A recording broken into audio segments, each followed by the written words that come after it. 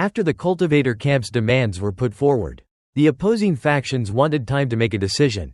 Lord Mo Man stated that he hoped the opposing forces would join together in this era. The innate primordial camp and the Ice Peak camp both contained factions opposed to the cultivator camp. He believed that if these forces were not eliminated through a decisive strategic slaughter, they would continue opposing the cultivator camp in the future. If the cultivator camp could achieve total dominance in one battle and completely crush their opponent's will to resist, it would be beneficial. Luo Feng, Yuan, and the other lords agreed. Starlight estimated that the opposing forces had more than a 70% chance of taking action within one era. Yuan was excited because he was approaching his long-standing goal of substantially commanding all source worlds in the endless primordial space. Jin, the second-born lord, believed that the Ice Peak ancestor might stand against them despite their long alliance. Since the Ice Peak ancestor refused to hand over the source worlds, Yuan and Luo Feng both stated that anyone who opposed the cultivator camp at this stage could not be spared. The 8 lords were filled with murderous intent and prepared to show no mercy to anyone obstructing the cultivator camp. The infinite snake ancestor recognized that the innate primordial camp was not weaker than the cultivator camp in terms of strength. But the 8 lords were undying and could quickly recover after being defeated and attack again. This was why the giant god emperor and dozens of ancestors had previously agreed to the cultivator camp's promise not to expand in prolonged battles. Losing 20 or 30 ancestors was normal, while ordinary ancestors with weak survival abilities were unwilling to participate in such wars. The infinite snake ancestor also knew that both the innate primordial camp and the Ice Peak camp were internally divided over how to respond to the 8 lords' demands. Mogus then appeared before the infinite snake ancestor. Mogus was among the top 10 strongest beings in the endless primordial space and was recognized as the greatest master of soul power. Because the cultivator camp, especially Starlight, had repeatedly hunted and restrained it, Mogus considered the cultivator camp its mortal enemy. It also needed to devour countless souls, with the souls of source world beings vastly outnumbering those of innate primordial life. Mogus admitted that its own strength was insufficient to deal with the 8 undying lords.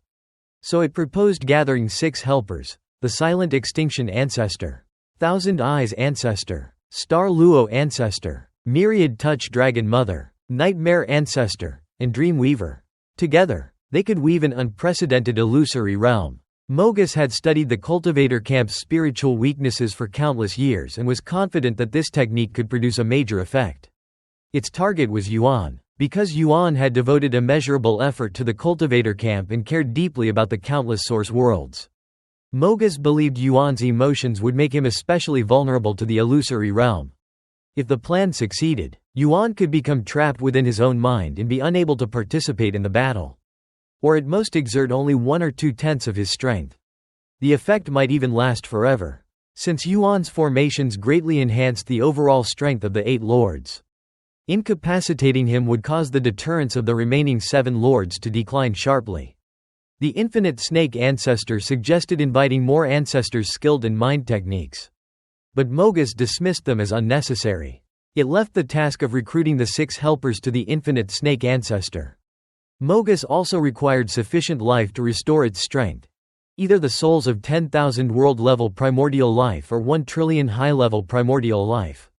The infinite snake ancestor considered both demands troublesome, since world-level primordial life was heavily protected by ancestors and capturing 10,000 of them would be extremely difficult.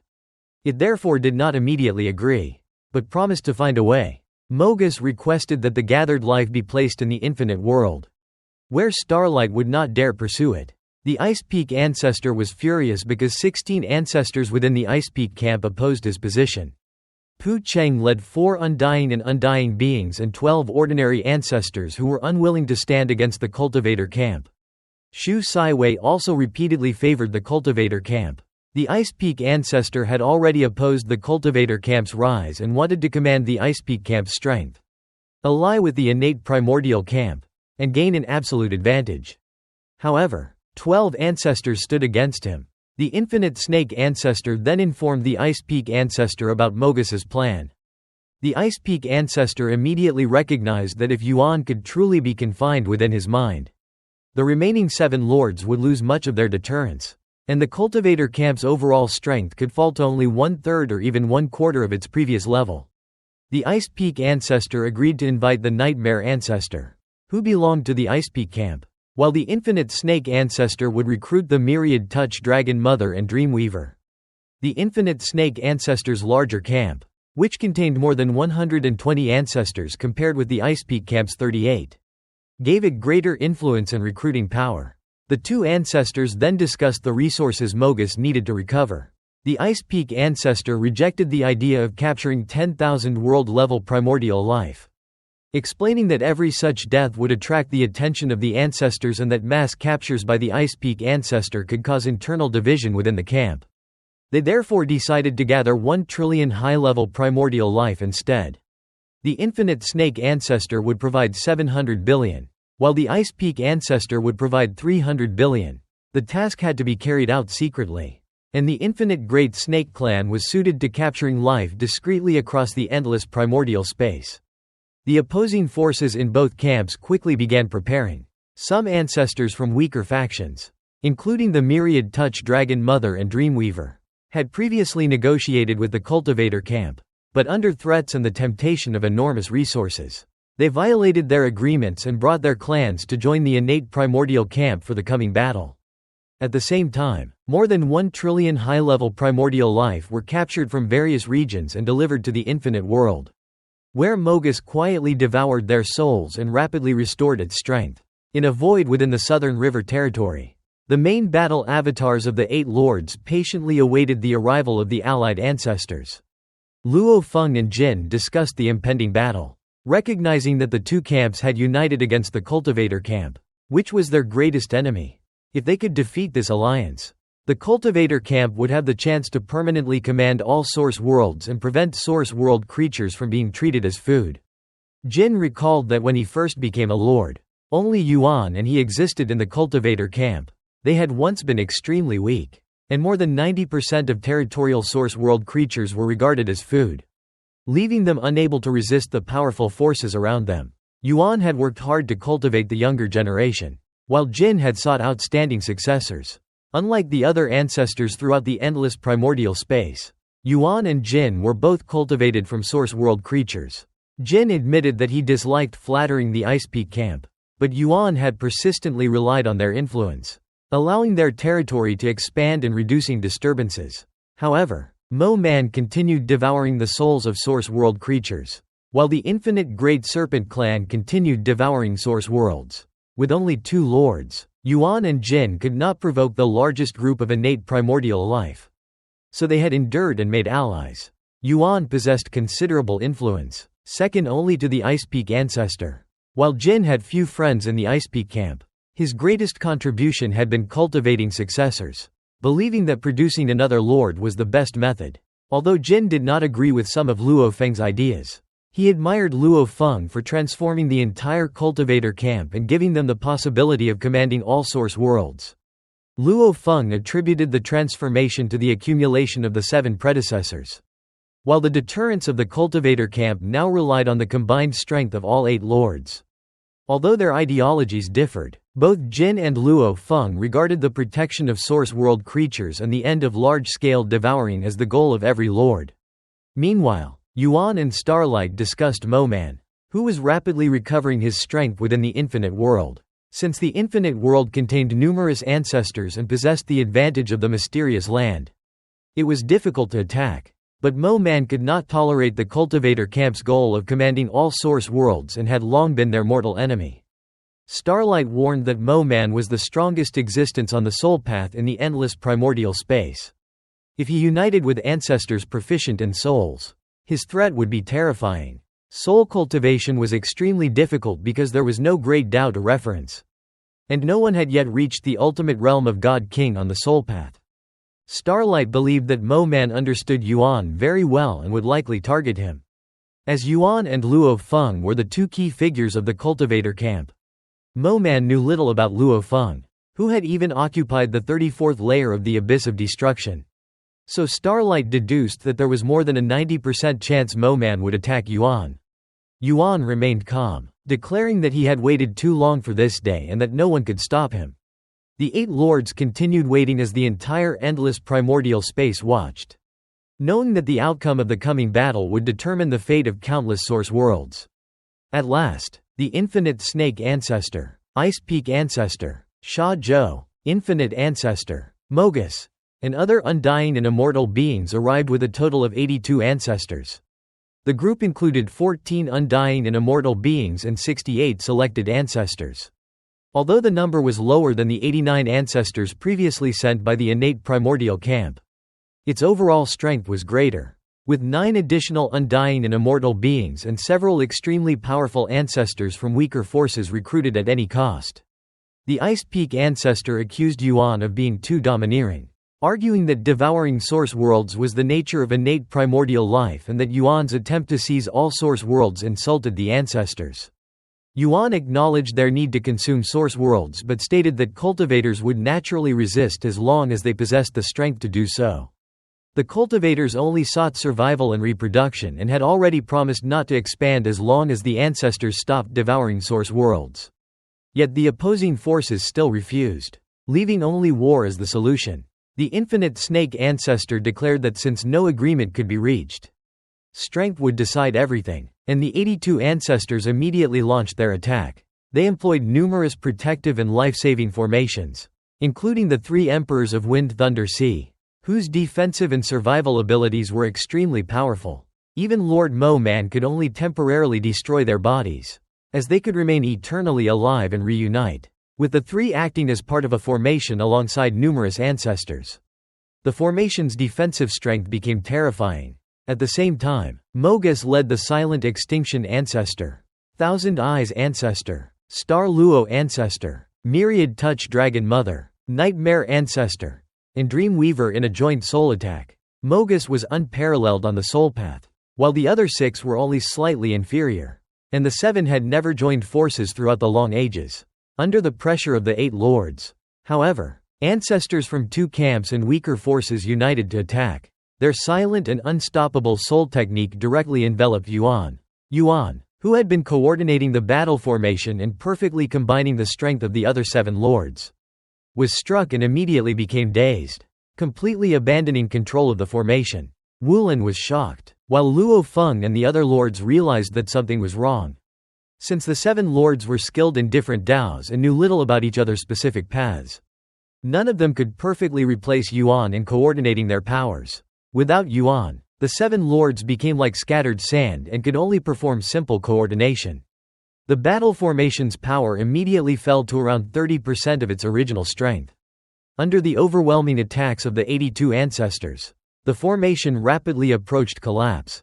Wulin tried to resist from the front, but without the formation's coordination, many techniques bypassed him. Luo Feng's black robes, formed from the intertwined power of the Blood Crane territory and the Destruction World, defended against external attacks, but some ancestors' techniques were too elusive to intercept. Mo Man and Jin anxiously asked Starlight what they should do. While Starlight observed countless future branches in search of a solution, Luo Feng's main battle avatar then ignited his power and performed a fully defensive blade technique.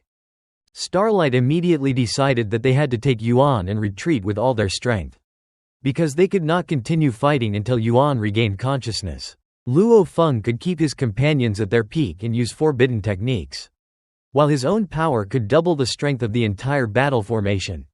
However, Yuan's primordial rule operation path could increase the battle formation's strength by 3-fold or even 4-fold.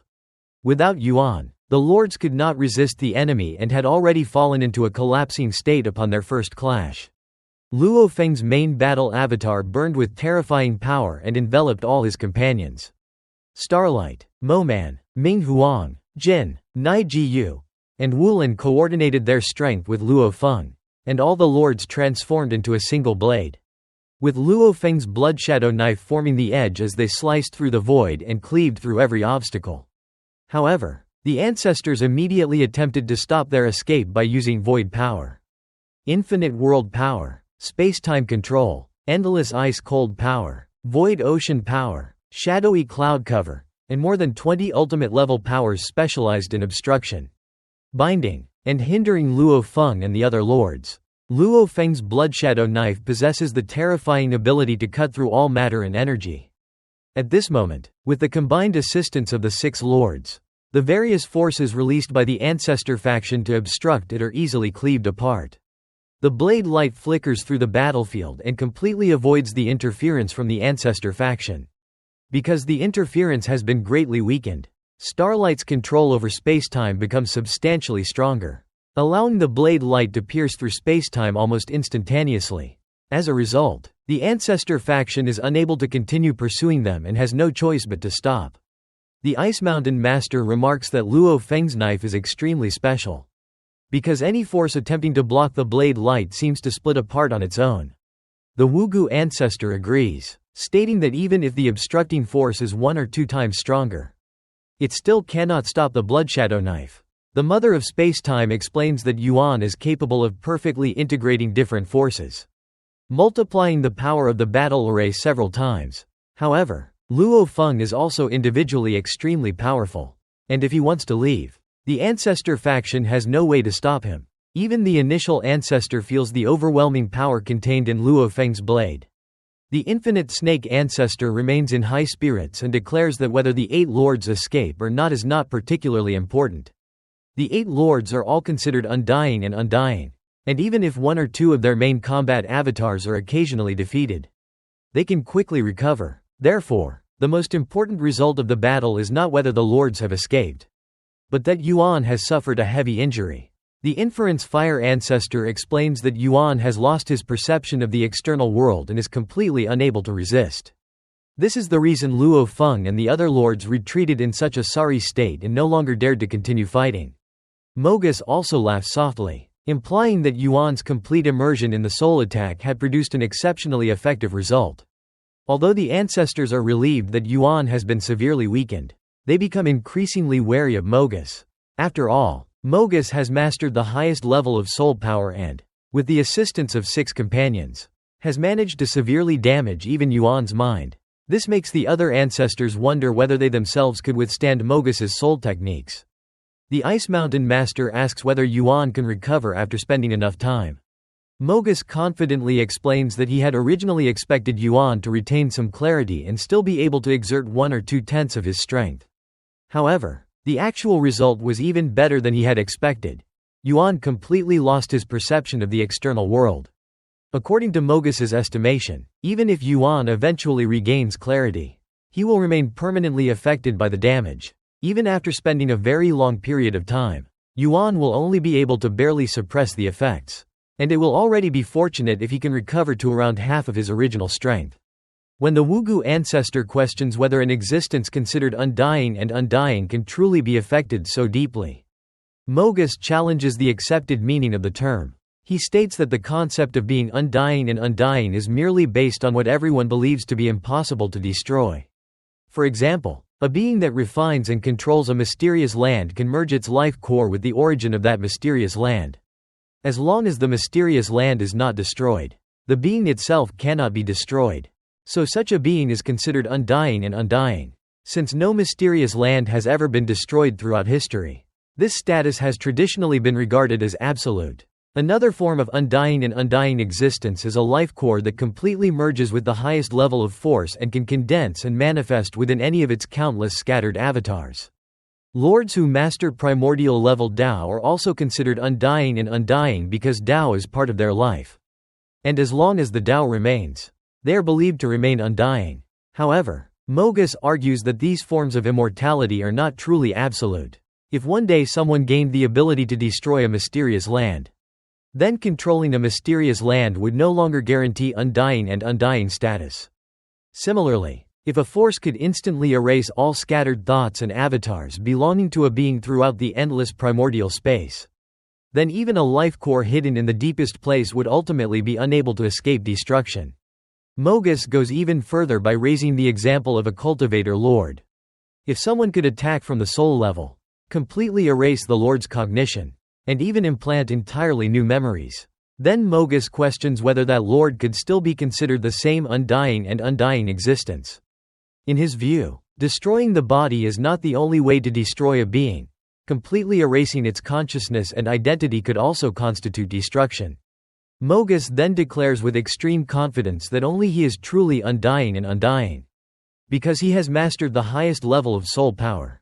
He claims that no one can affect his soul. His power is spread throughout countless life forms below the ancestor level and even among countless life forms within the source worlds. Therefore, Mogus believes that no one can completely erase him. Because destroying one body or one avatar would not be enough to destroy his existence. The Ice Mountain Master rejects Mogus's attempt to frighten the other ancestors. He points out that even if Feng were far away and merely projected a strand of power, he still could not instantly kill a world-level primordial life. Therefore, completely annihilating all of Mogus's scattered avatars throughout the endless primordial space is simply impossible.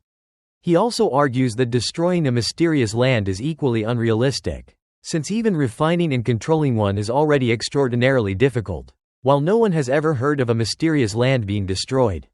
Although the ancestors have cooperated with Mogus in this battle, they do not truly like him. Mogus has devoured the souls of countless source world life forms and countless innate primordial lives. But the other ancestors have been forced to tolerate him because of his extraordinary soul abilities. Mogus does not bother hiding his contempt for them. He believes that, apart from Starlight, none of the other ancestors can truly threaten him, so he sees no reason to show them respect. In his eyes, even the supposedly undying and undying ancestors possess obvious weaknesses. The infinite snake ancestor then concludes that even if Yuan eventually regains his clarity, his strength will be greatly reduced. As a result, the threat posed by the United Eight Lords has been significantly diminished. And the Ancestor faction has already achieved a major victory in this battle. He proposes that everyone return first and hold a grand celebratory banquet, after which the ancestors can leave separately. However, the Inference Fire Ancestor warns everyone not to disperse too early. The Eight Lords might still launch attacks against individual ancestors if they leave separately while still within the Southern River territory. Therefore, the ancestors should travel together for several days until they have completely left the Southern River territory. Only after reaching a safer distance should they disperse. The ancestor side considers dispersing after their apparent victory. But this would be extremely dangerous because the Eight Lords could catch up and defeat them individually within a very short time. The ancestors therefore continue acting together, chatting happily and remaining in high spirits. Other ancestors who did not participate in the battle watch from a distance, including the Giant God Emperor, Primordial Beast Ancestor, Pu Cheng Ancestor, Shu Saiwei, Demon Ruins, Kafu, Feather Emperor, and Hermit. They conclude that the cultivator camp has lost because the ancestors possess a numerical advantage and countless methods of cooperation. Their greatest success is the soul technique used against Yuan, which has completely trapped him. Mogus, who deeply resents the cultivator camp, appears to have prepared this technique for a very long time. The observers believe that unless Yuan can recover to his peak condition, the cooperation of the Eight Lords will remain only around 60 or 70% of its maximum strength, greatly reducing their deterrence. Feng and the other 7 lords flee far away while carrying Yuan.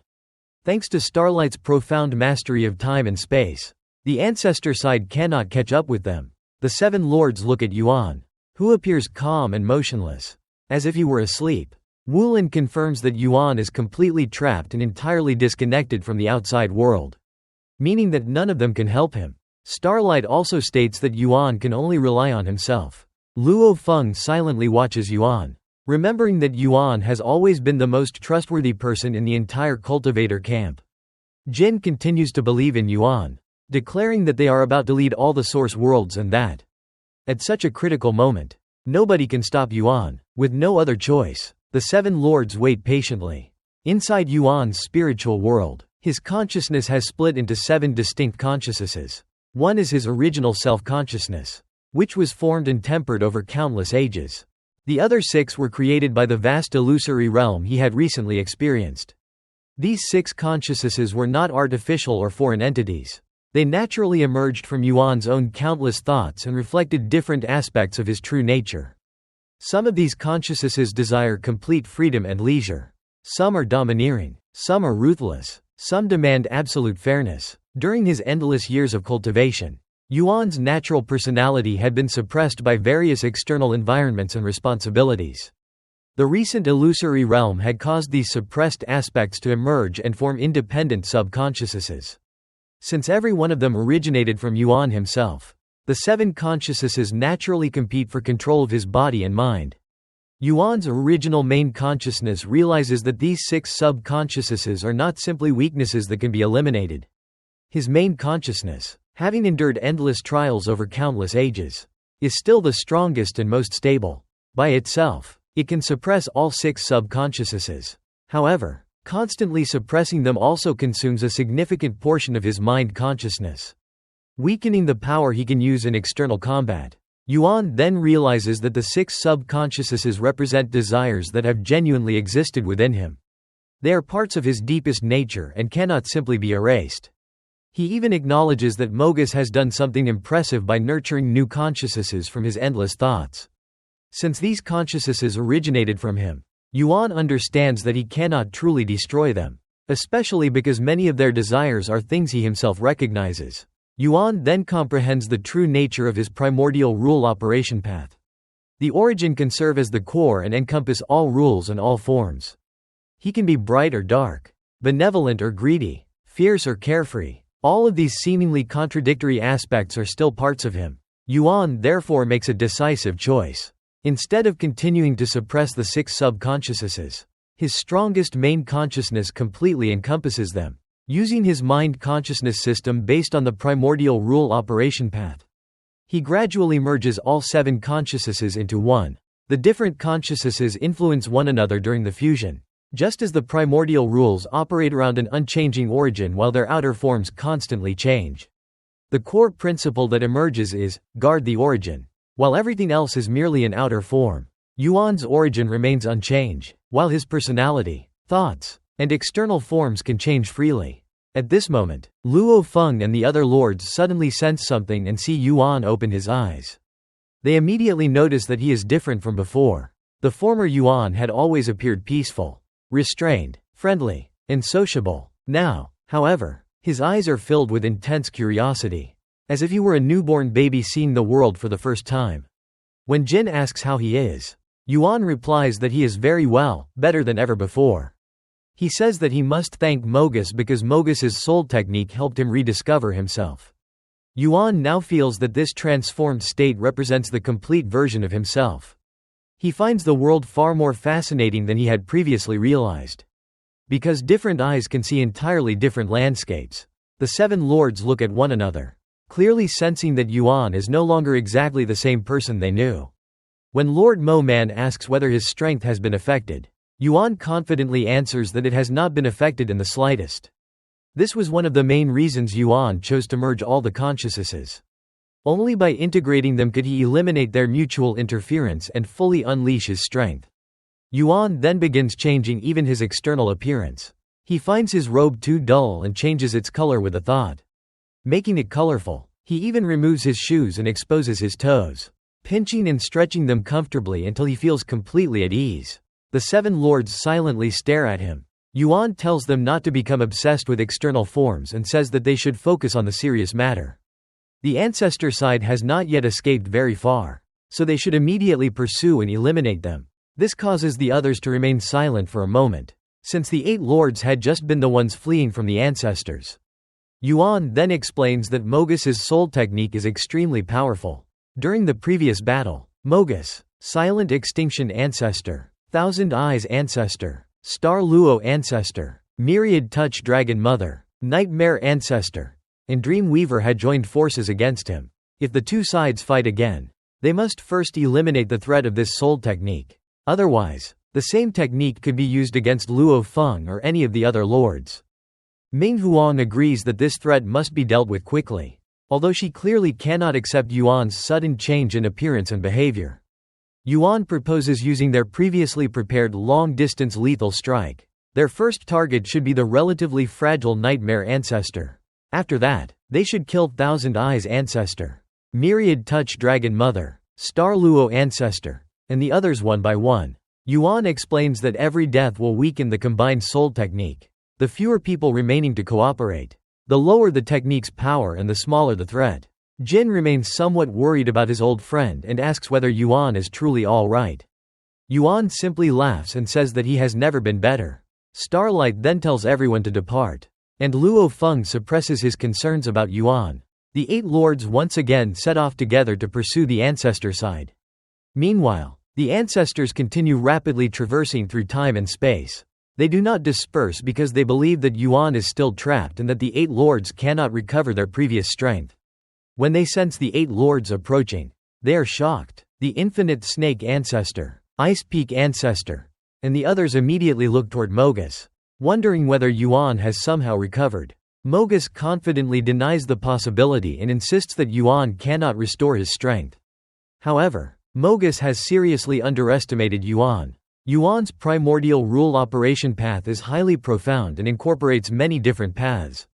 His mind consciousness system is also extremely powerful. The Lai Yuan technique itself was casually created by Yuan, demonstrating how deep his understanding is. After comprehending the origin system and achieving true perfection in the primordial rule operation path, Yuan's mind consciousness system has become even stronger.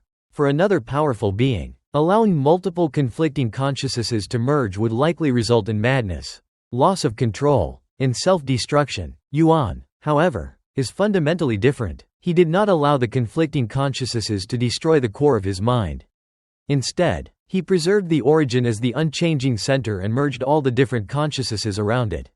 By guarding the origin and treating every other aspect as an outer form, Yuan successfully completed the transformation and restored his full combat strength. The 8 lords, including Luo Feng, rapidly approached the ancestral faction. Once they reached a sufficient distance, Yuan announced that the conditions were suitable and ordered everyone to execute the cursed tribulation killing array. Because the ancestral faction was protected by multiple layers of defensive formations, ordinary attacks launched from a distance would be blocked.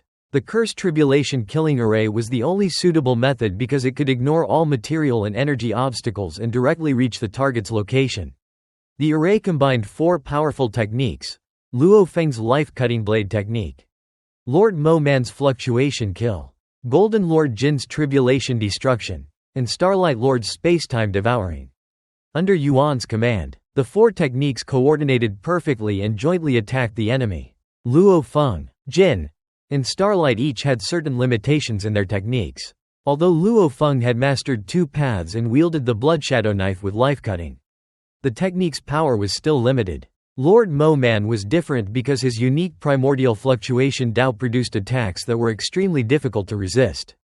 Enemies often had to rely on brute force to endure them, allowing Mo Man to completely burn his main combat avatar and unleash his deadly extinct life fluctuation. Among the 4 contributors, Lord Mo Man provided half of the array's power.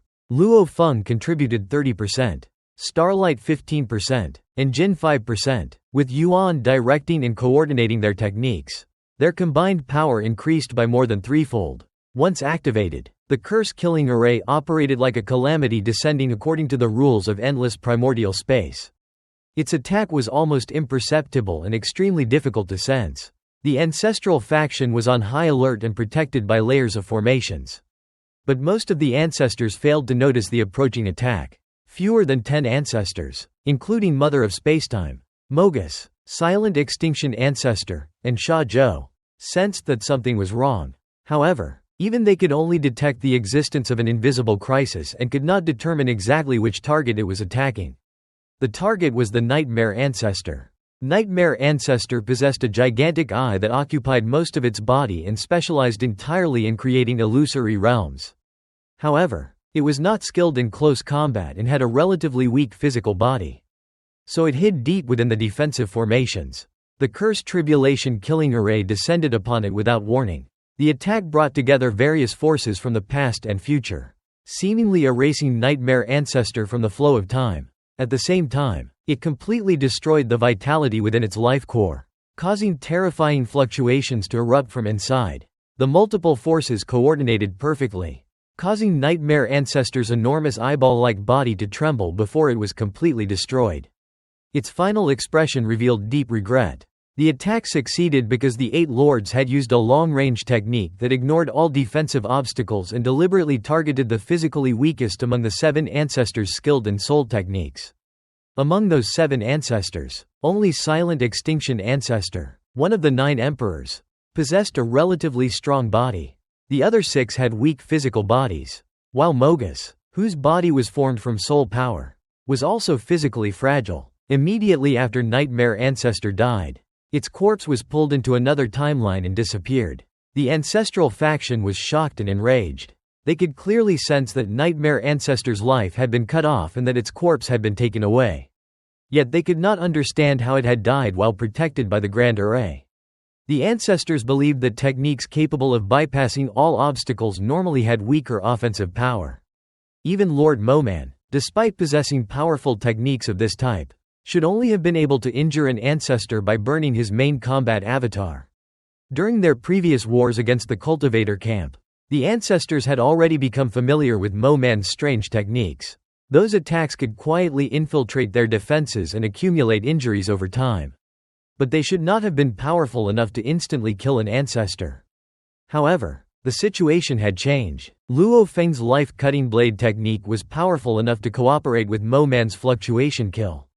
In addition, Yuan had broken through and mastered the primordial rule operation path, further strengthening the combined attack. This allowed the 8 lords to finally eliminate an ancestor with an extremely weak physical body in an instant. Furious after Nightmare Ancestor's death, the ancestral faction immediately closed the distance and moved toward the 8 lords by traversing spacetime. Although the Cursed Tribulation Killing Array was a long-range attack, spacetime traversal allowed the 2 sides to confront each other within a single breath. Lord Mo Man had completely burned his main combat avatar during the previous attack, but Luo Feng helped him recover immediately. Mogus then looked toward Yuan and ordered 5 other ancestors to focus their soul techniques on Luo Feng. With Nightmare Ancestor dead, the ancestral faction's combined soul technique power had declined, but Mogus remained the core of the attack, with 5 other ancestors assisting it. Their soul techniques still retained roughly 80 to 90% of their previous power. The soul attack once again descended silently and invisibly. The ancestral faction had just lost one of its members and was filled with anger. Hoping to reverse the situation by immediately attacking another key figure of the cultivator faction, Yuan, Starlight, and Moman were worried because they had deliberately used the Cursed Tribulation Killing Array from a distance to kill Nightmare Ancestor first. Hoping to weaken the combined soul techniques of the ancestral faction, Yuan knew how terrifying Mogus's soul technique was from personal experience. He believed that if he had not comprehended the origin system within the primordial rule operation path, he would not have dared to merge so many subconsciousnesses. He would have needed to suppress numerous subconsciousnesses, and being able to display even 30 to 40% of their combined power would already have been impressive. Yuan therefore worried that Luo Feng, being much younger and having experienced far less than him, might not be able to endure the attack. However, something unexpected happened. The 7 lords were astonished to discover that the battle array they had formed continued operating without any disruption. Their combined power remained perfectly coordinated and successfully resisted the overwhelming soul techniques of the ancestors. Yuan, Moman, and Jin were extremely surprised that Luo Feng's strength had not weakened at all. Normally, even if someone could withstand a soul technique, being affected for a certain period was unavoidable. Luo Feng, however, had not been affected in the slightest. When Yuan asked whether he had felt anything, Luo Feng simply replied that he had felt nothing. The battle array continued operating perfectly, and all the incoming power was resisted. Mogus, as the caster of the soul technique, then discovered the reason. The moment its soul power touched Luo Feng, it encountered a strange and terrifying force that caused it to feel uneasy. Mogus briefly saw the abyss of destruction. A portion of the power of destruction world was constantly being added to Luo Feng's body and protecting him. Although Luo Feng had obtained only 1/7 of the power of the abyss of destruction, that portion contained endless mysteries and part of the abyss of destruction's rules. In terms of quality alone, its power had already reached the theoretical limit of the endless primordial space. Nothing in pure quality could surpass it. Whether matter, energy, time, causality, or souls, it represented an ultimate level of power. Although Luo Feng could only borrow a portion of it, because of the interference from the power of destruction world, even Starlight Lord, despite being able to observe countless future timelines, could not clearly investigate Luo Feng's future. When Mogus's soul technique touched the power of destruction world, It was immediately affected by intense negative emotions, including killing intent, hatred, resentment, fear, and other terrifying emotions. The soul attack was greatly weakened, and only roughly 30–40% of its power actually reached Luo Feng. Mogus immediately understood that Luo Feng was protected by the abyss of destruction. Even soul power, which Mogus had always believed to be one of the highest level forces and superior to other types of power, encountered obstruction and interference when it came into contact with the power of destruction world. Luo Feng himself felt the protection of this power. To him, the power of destruction world was like armor. After the soul technique had been weakened, his powerful spiritual will completely withstood the remaining force. He remained perfectly clear-headed from beginning to end, as if he were merely watching an illusory realm and was not truly affected by it. Yuan was overjoyed by Luo Feng's performance and praised him as being far stronger than himself. He immediately ordered the cursed tribulation killing array to be executed again. Lord Mo Man also excitedly burned his main combat avatar completely for a second time. Although Mo Man's complete burning of his main combat avatar slightly weakened the defensive battle array of the Lords, the remaining formation still retained roughly 90% of its defensive power. Luo Feng, Yuan, and Starlight had become the three main cores of the battle array, allowing it to continue functioning effectively. The second cursed tribulation killing array then descended upon the ancestral faction. This time, the target was the Thousand Eyes ancestor, who possessed the second weakest physical body among the 7 ancestors specializing in soul techniques. Thousand Eyes ancestor was terrified and desperate. Before it could react, its life core had already cracked under the attack. The cursed tribulation killing array instantly destroyed it. Immediately after its death, its body disappeared, having been taken away by Starlight. At this point, the ancestors who witnessed the battle understood that the situation had become hopeless. The 8 lords were cooperating flawlessly. Yuan had recovered from the temporary influence of the soul technique. Luo Feng had been completely unaffected, and Starlight could not even be locked onto.